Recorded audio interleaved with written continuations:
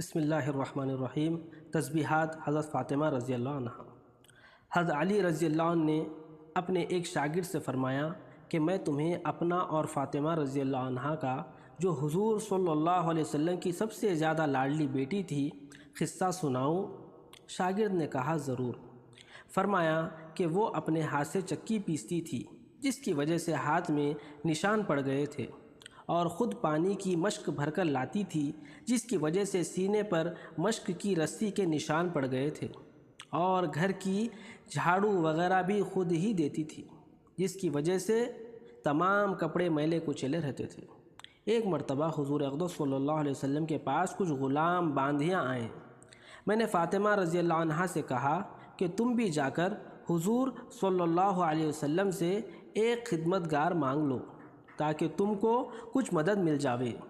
وہ حضور صلی اللہ علیہ وسلم کی خدمت میں حاضر ہوئی۔ وہاں مجموعہ تھا اور شرم مزاج میں بہت زیادہ تھی، اس لیے شرم کی وجہ سے سب کے سامنے باپ سے بھی مانگتے ہوئے شرم آئی، واپس آ گئی۔ دوسرے دن حضور صلی اللہ علیہ وسلم خود تشریف لائے۔ ارشاد فرمایا کہ فاطمہ، کل تم کس کام کے لیے گئی تھی؟ وہ شرم کی وجہ سے چپ ہو گئی۔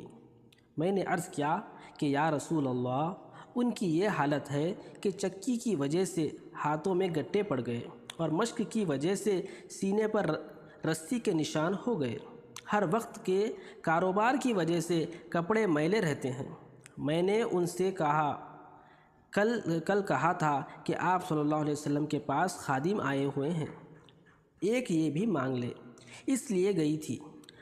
بعض روایات میں آیا ہے کہ حضرت فاطمہ رضی اللہ عنہا نے عرض کیا کہ یا رسول اللہ، میری اور علی کے پاس ایک ہی بسترا ہے اور وہ بھی مینڈے کی ایک کھال ہے۔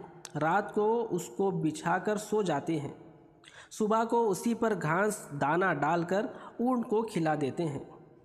حضور صلی اللہ علیہ وسلم نے ارشاد فرمایا کہ بیٹی صبر کر۔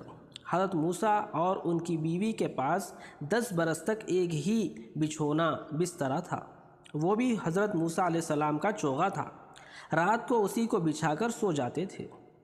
تو تقوی حاصل کر اور اللہ سے ڈر اور اپنے پروردگار کا فریضہ ادا کرتی رہ اور گھر کے کاروبار کو انجام دیتی رہ، اور جب سونے کے واسطے لیٹا کرے تو سبحان اللہ 33 مرتبہ، الحمدللہ 33 مرتبہ اور اللہ اکبر 34 مرتبہ پڑھ لیا کرے۔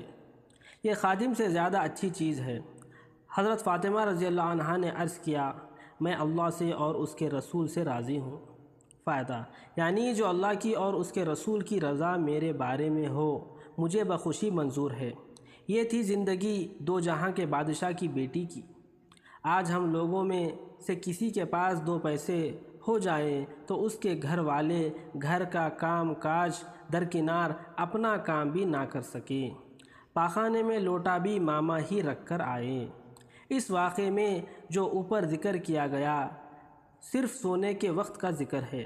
دوسری حدیثوں میں ہر نماز کے بعد 33 مرتبہ تینوں کلمے اور 1 مرتبہ لا الہ الا اللہ وحدہ لا شریک لہ لہ الملک و لہ الحمد وہو علی کل شیء قدیر بھی آیا ہے۔